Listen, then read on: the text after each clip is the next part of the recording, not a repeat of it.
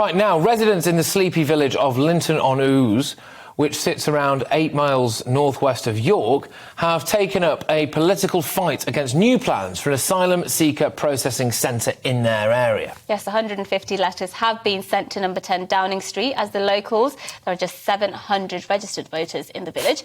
Fear amenities will not be able to cope with Home Office plans to relocate 1,500 asylum seekers, but that's going to be to a disused RAF base in the area. Right, well, a Home Office spokesperson said the asylum... It's nice the Home Office actually commented on this one, because when I was trying to get them to comment about the one in Maidenhead, they were absolutely silent, but here we go. The Asylum Reception Centre at Linton-on-Ouse, North Yorkshire, will help end our reliance on expensive hotels, which are costing the taxpayer £4.7 million a day. We are consulting with local stakeholders about the use of the sites. The Home Office went on to say the new plan for immigration will fix this broken asylum system, allowing us to support those in genuine need while preventing abuse of the system and deterring illegal entry to the UK. Yes, well, we're joined now by Claire Pearsall, former Special Advisor to the Minister of Immigration, and Conservative councillors Ralph for Ash and New Ash Green, and Councillor Darryl Smalley, Liberal Democrat councillor for City of York Council, while they'll be housing these migrants. Welcome both to the programme. Let's start with you, Darryl. What do you make of this plan? Because, as we mentioned there, you know, the government is spending £5 million roughly a day setting up asylum seekers in hotels. Surely we need to look at alternatives, and this could be a good alternative. I think, putting aside, I guess, the moral issue in terms of how the country treats those who seek asylum here, it's a completely crackers plan. I think we housed an initial accommodation centre in a hotel in York during lockdown for about just over a year, and saw absolutely that point, that it was just about a mile out of York, but still those men housed there made that journey, walked often into York to visit, for example, our large Tesco's and other stores, because there just weren't those services in that area. And I think that's exactly what's going to happen here. It's a very small community, I guess I know it well.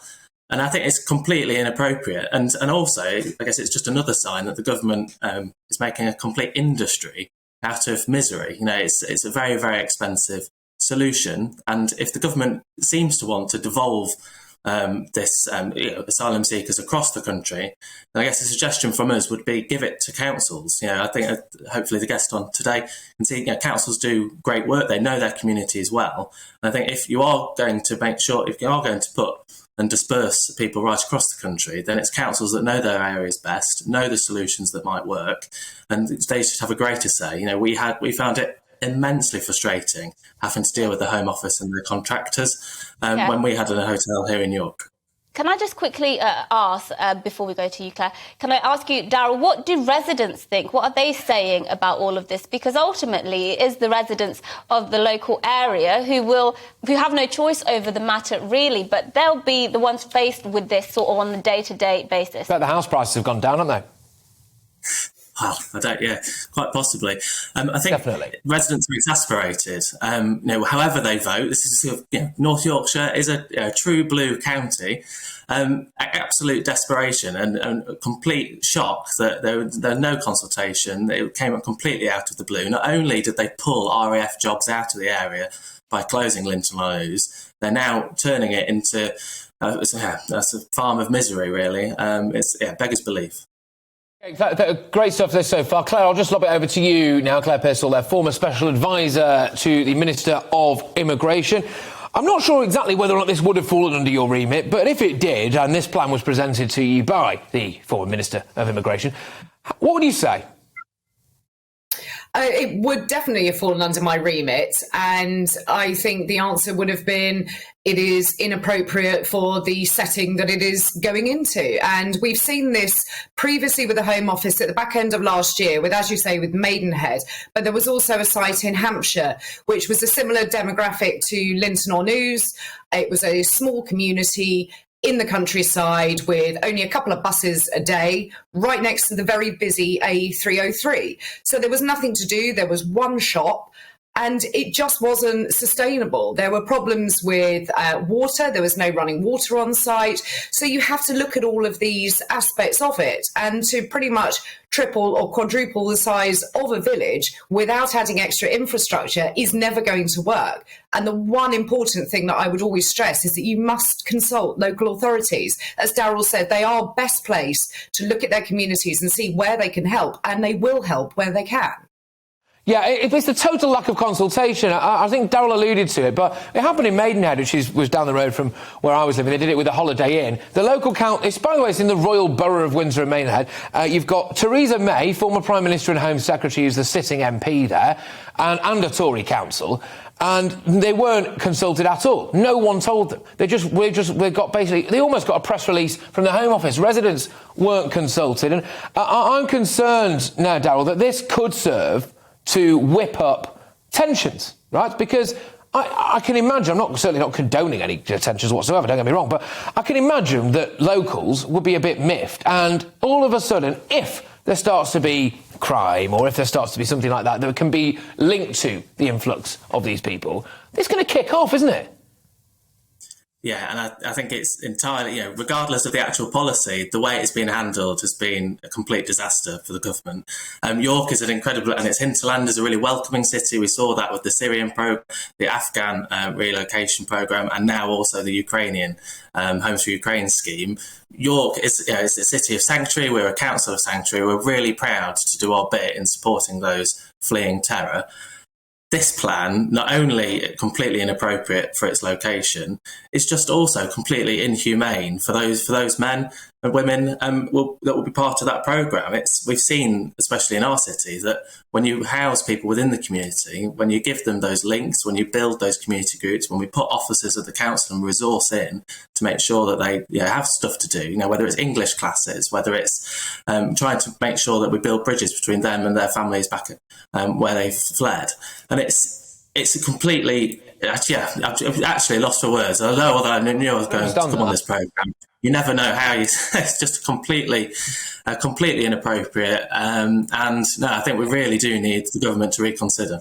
No, absolutely. And there's almost so much to get stuck into with this, you don't quite know where to start. Claire, I'll just throw it back to you now. Are they supposed to be in Rwanda?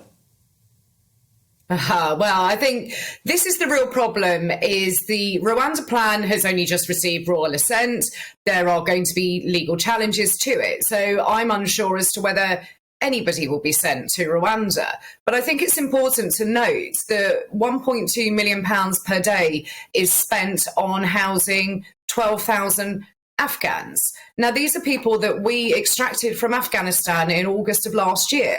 So why in the past 6 months have we not helped them to secure accommodation elsewhere, disperse them into other communities, to rented accommodation?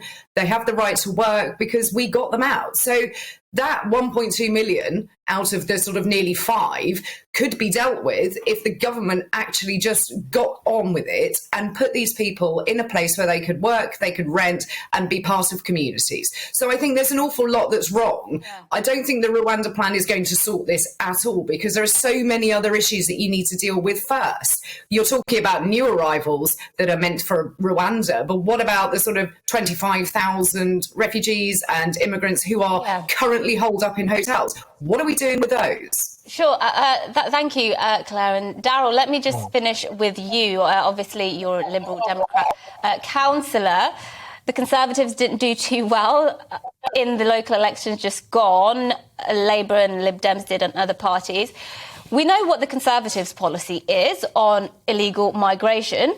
We kind of sort of know where Labour stand on that. Where do the Lib Dems stand? I think we stand for an open and compassionate country, and I think we should. So just open borders. Open borders, is that what? Not what I said.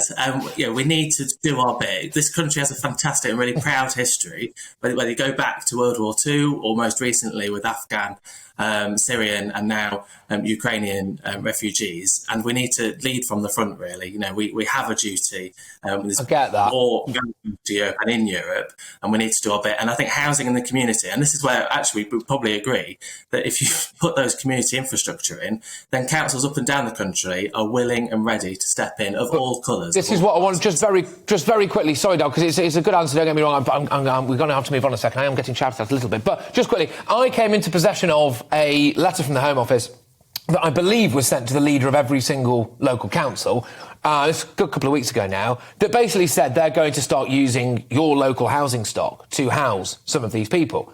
I don't believe are you flushed with housing stock? What about people who've already been on a waiting list in that area, or some vulnerable people who are already here, for example? Well, I mean, how are you going to do it? It's entirely inappropriate, and I think even refugee and asylum charities, so this is people outside of government, recognise that housing in the private sector is almost always better than housing in the social rented sector. It only serves to inflame communities when you house in the council stock. We don't have enough in York, we don't have enough across the country, and so making sure that we have that quality private housing for those individuals is really key.